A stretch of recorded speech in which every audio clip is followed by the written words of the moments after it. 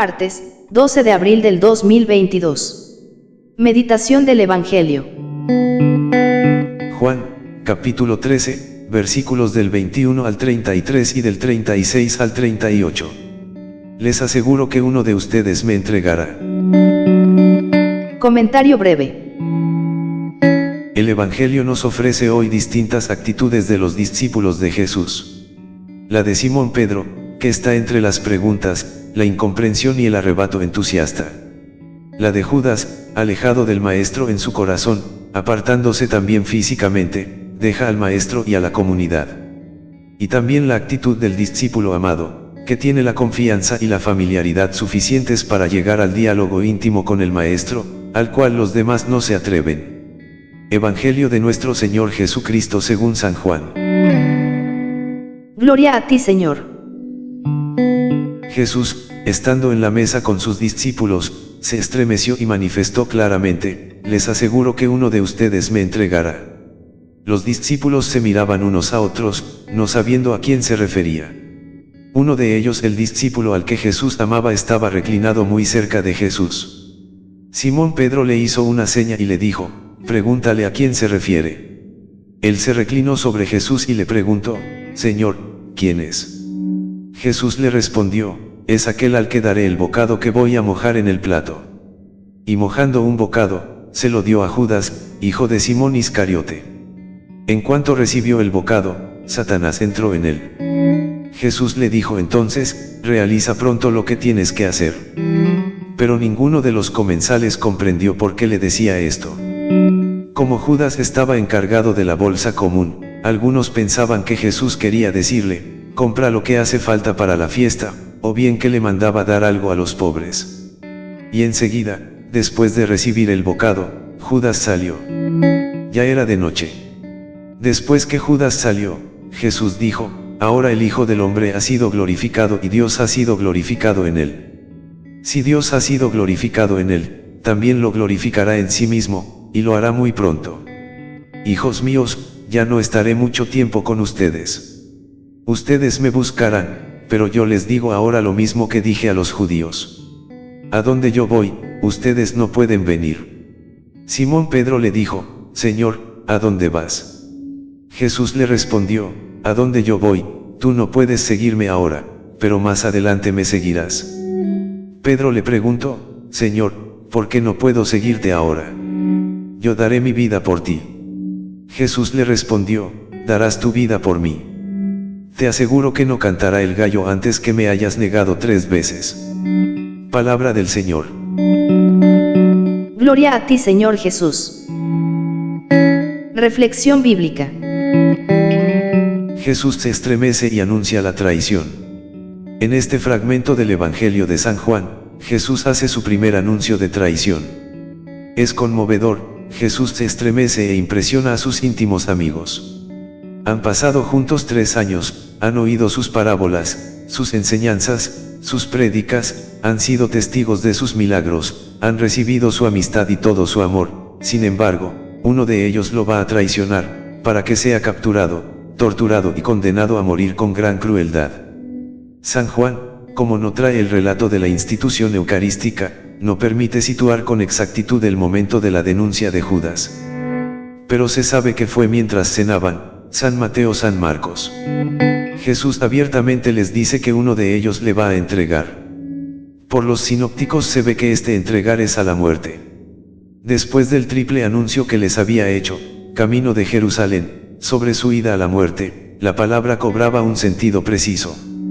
Jesús le dice a Judas: realiza pronto lo que tienes que hacer. Pero es San Juan el que dice que Jesús, antes de hacer esta denuncia, se turbó en su espíritu. Jesús se conmueve, se estremece, se altera y tiembla.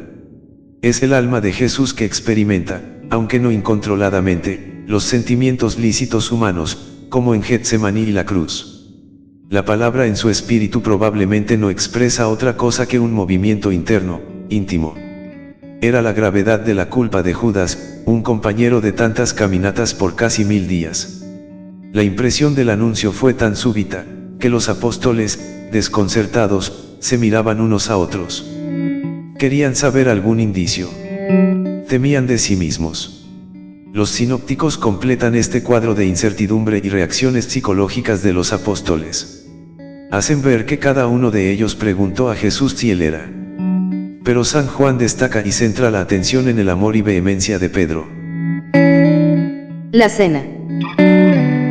La cena se celebraba en triclinio.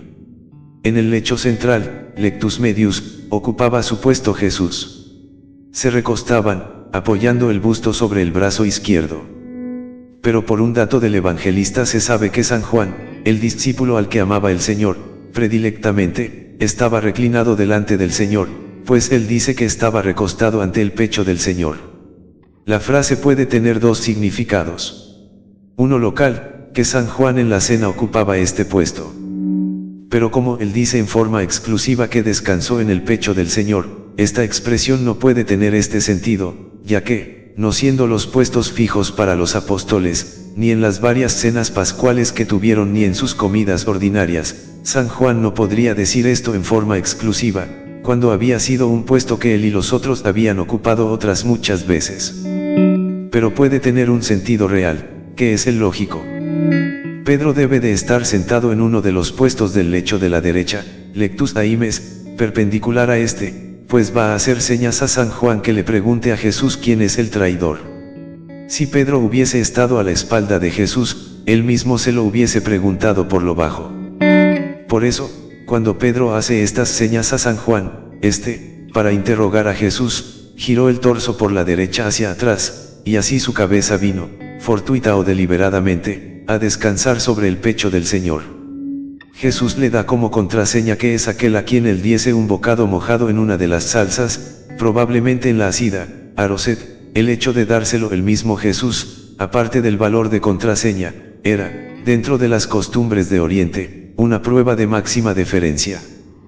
Por eso, se pensaría, mejor que en un trozo de pan, en un trozo de carne, de las carnes festivas, ajiga, que se tomaban también en la cena pascual, o acaso del mismo cordero pascual.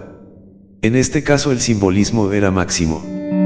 Pero, aunque hubiera sido un trozo de pan, el hecho de mojarlo en salsa excluye el que hubiese sido, como algunos pensaron, la Eucaristía.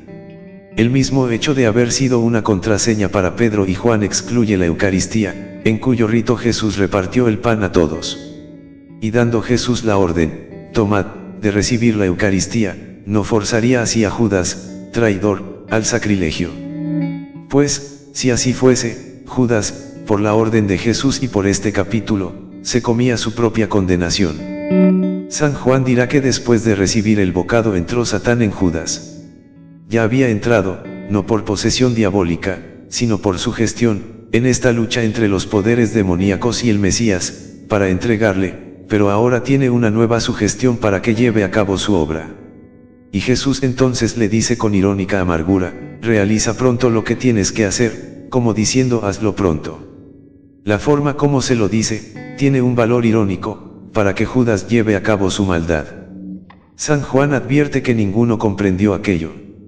Aunque Pedro y Juan sabían que era el traidor, ignorando cuándo habría de ser eso, acaso pensaron en un futuro muy lejano y hasta con una vaga esperanza de que aquello no se cumpliese.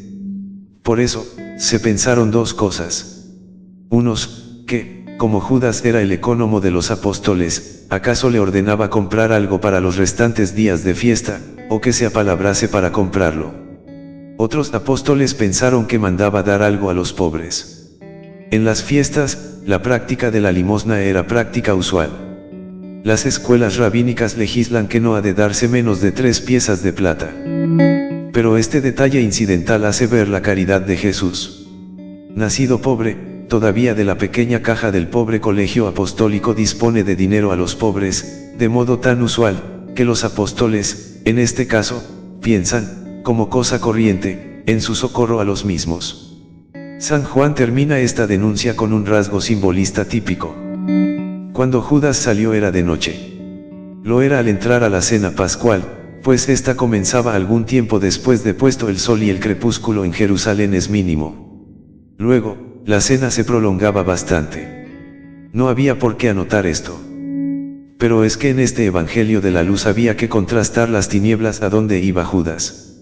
Al separarse de Jesús, que es la luz, se entraba en el reino de las tinieblas, que iban, por medio de Judas, a luchar contra la luz. La salida de Judas significa la glorificación de Jesús y del Padre. Glorificación del Hijo, porque va a dar comienzo enseguida a su prisión y muerte, lo que es paso para su resurrección triunfal. Así decía a los de Emaús, no era necesario que el Mesías padeciese tales cosas y así entrase en su gloria. Frente a glorificaciones parciales que tuvo en vida con sus milagros, con esta obra entra en su glorificación definitiva. El ponerse la glorificación como un hecho pasado en aoristo es que, al estilo de usarse un presente por un futuro inminente, se considera tan inminente esta glorificación, enseguida, que se da ya por hecha, escatología realizada. Si no es debido a la redacción de San Juan, que lo ve a la hora de los sucesos ya pasados. Esta glorificación del Hijo aquí va a ser enseguida, por lo que es el gran milagro de su resurrección. Va a ser obra que el Padre hace en él. ¿Cómo? La gloria de su resurrección descorrerá el velo de lo que Él es, oculto en la humanidad, con lo que aparecerá glorificado ante todos. San Cirilo de Alejandría. Sería, pues, la glorificación del Hijo por su exaltación a la diestra del Padre, la que se acusaría en los milagros. Es lo que Él pide en la oración sacerdotal. Pero, si el Padre glorifica al Hijo, el Padre, a su vez, es glorificado en el Hijo. Pues Él enseñó a los hombres el mensaje del Padre, y le dio la suprema gloria con el homenaje de su muerte, que era también el mérito para que todos los hombres conociesen y amasen al Padre. Y con ello les anuncia, algún tanto veladamente, su muerte. Les vuelca el cariño con la forma con que se dirige a ellos, porque siempre les daba afecto en los hechos y las palabras, así nos dice: hijos míos.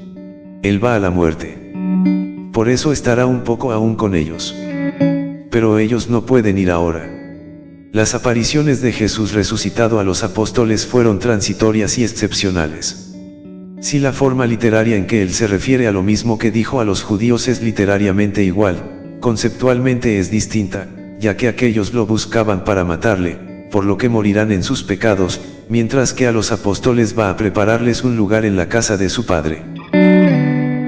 A donde yo voy, ustedes no pueden venir. Simón Pedro le dijo: Señor, ¿a dónde vas? Jesús le respondió: a donde yo voy, tú no puedes seguirme ahora, pero más adelante me seguirás.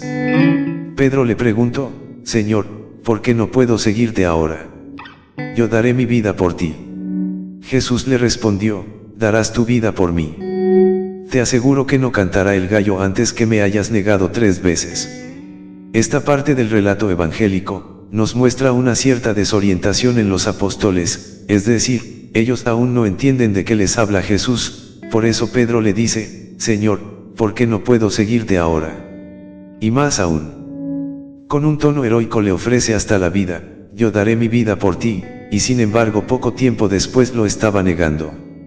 Es fácil prometer comportamientos heroicos, pero lo que importa es ser leal en los momentos difíciles, en especial fiel a nuestro Señor Jesucristo en los instantes cruciales de nuestra vida. Es posible que pensemos que es fácil seguir a Cristo, pero, además, como nos cuenta este relato, Judas, uno de los elegidos por el Señor, que lo acompañó a todas partes en su vida pública, que escuchó tantas veces sus palabras, que fue testigo de tantos milagros y que recibió muestras de cariño y amistad directa, lo traicionó y lo entregó a sus enemigos. Esto nos enseña a estar siempre atentos y a estar en constante oración, para no caer en tentación. El amor de Dios es fiel siempre. No es fácil poder discernir bien el Evangelio de este martes santo. Triste es cuando un amigo al que estamos habituados a compartir con él de repente puede parecernos desconocido, extraño en el misterio de su persona. Me imagino que así debió de pasar a los discípulos en el cenáculo aquella tarde. Lo mismo nos pasa hoy a nosotros con Jesús, se nos hace difícil comprender y nos quedamos perplejos ante la predicción que nos hace. Percibimos que verdaderamente conoce la posibilidad de nuestra traición, de nuestra falta de mantener la palabra, de esas sutiles, insinuantes afirmaciones que tenemos a flor de labios y hieren el corazón de la comunidad cristiana. Y nosotros ni siquiera nos damos cuenta de lo profunda que es la herida en su corazón, del que está en agonía hasta el fin del mundo. Y a pesar de todo, por siempre, para él el traidor sigue siendo el amigo al que brinda un último gesto de predilección. Porque el amor no retira lo que ha dado, no reniega de lo que es. Prefiere consumirse en el dolor y la muerte. Pero hoy, en la noche que rodea la sala de la cena, una luz queda encendida y podemos intuir algo del misterio de Jesús. Para cada uno de nosotros, que llevamos dentro las confusiones de Judas, las frágiles corazonadas de Pedro, pero también el amor de Juan, por cada uno de nosotros no cesa de ofrecerse a sí mismo, porque nos ha amado hasta el extremo de dar su vida por todos. Esta es su gloria. En el rostro desfigurado por el sufrimiento. El amor de Dios es fiel siempre, es el amor que vencerá a la muerte. Es más, ya la ha vencido. Oración. Señor Jesús, en este crepúsculo del tiempo compartimos contigo la cena, pero queremos tu ayuda para comprender tu misterio. Y, sin embargo, creíamos que te conocíamos desde hacía tanto. Y cuando con profunda emoción tú nos revelas nuestro propio misterio, la posibilidad de abandonarte, intuimos que tú nos conoces desde siempre. Ayúdanos, Señor, a reconocer la verdad de lo que somos. A mirarnos sin desconfianza unos con otros. A no presumir de ser diferentes y mejores que los demás. A estar dispuestos a dar la vida por ti. A permanecer en la luz de aquella sala en la planta de arriba, allí se revela, a tu luz, lo que de verdad somos, y fuera es de noche. A comprender algo más de ti. A entender que eres el amigo por siempre. Aunque te neguemos, tú permaneces fiel. El Señor les bendiga. Amén.